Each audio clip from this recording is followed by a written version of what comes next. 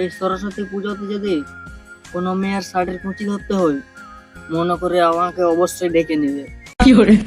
अबे साले।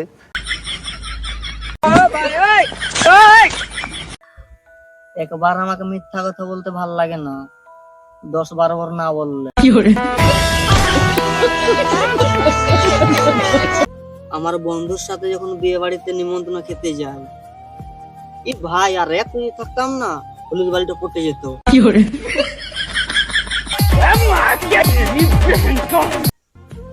এই সরস্বতী পুজোতে কোনো মেয়ের শাড়ির কুঁচি ধরে দেবে না কোনো ছেলে, কারণ এখন সব ছেলেরা পুষ্পা হয়ে গেছে, মেয়ে ঝুঁকে গেছে শালা। প্রত্যেকটা সিঙ্গেল মেয়েদেরকে বলছি, তোমাদেরকে একটা প্রশ্ন করতে পারি? I love you.